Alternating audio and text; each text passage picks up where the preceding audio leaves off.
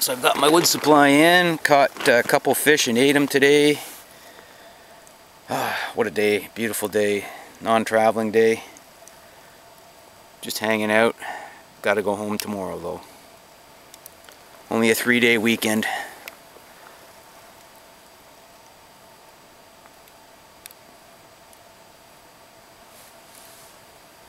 Got the whole lake to myself. This is a small lake. This is a narrows. It's actually wider on the north side and the south side.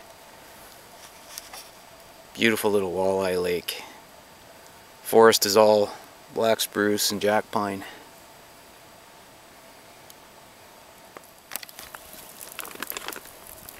When I'm cooking with a grill like this lightweight Purcell Trench Grill, which I really like. It's tubular welded stainless steel. It's really light and really strong. When I'm cooking with this, I like a nice low set, and I just feed sticks in and splits in. Sorry, I'm trying to do this and hold the camera at the same time here.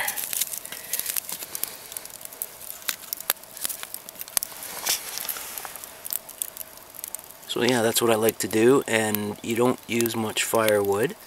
You get your pots very close to the flame. But it's really that economy of firewood. Oh, I should mention, it's also relatively easy to cook. You can move your pots or fry pan across depending on how hot you make each side.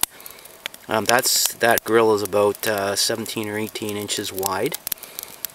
This fire pit was made for open fire, but I put another rock in there and another rock in there to jam it in so I could nest it in there, so I didn't ruin the bigger fire pit, which is a nice fire pit for big reflecting fire for warmth.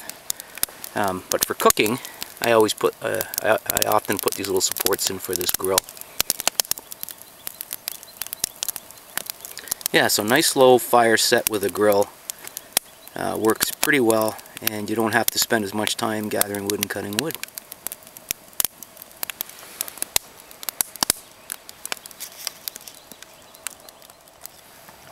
I'll show you what's cooking here.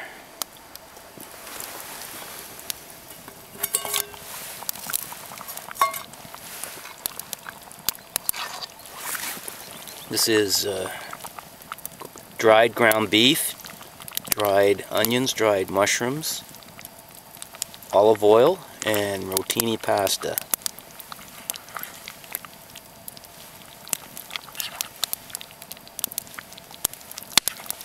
I would have added dried sliced black olives, but I ran out of those. I got to dry more on the food dehydrator.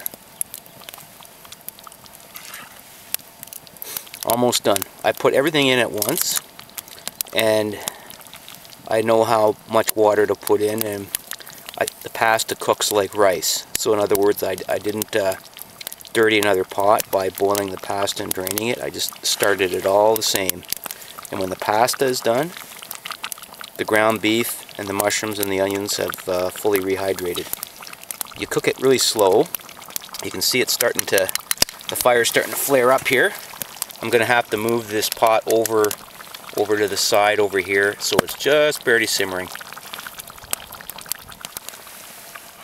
Oh, and how could I forget dried tomato sauce, which I also dry on my food dehydrator liquid drying trays.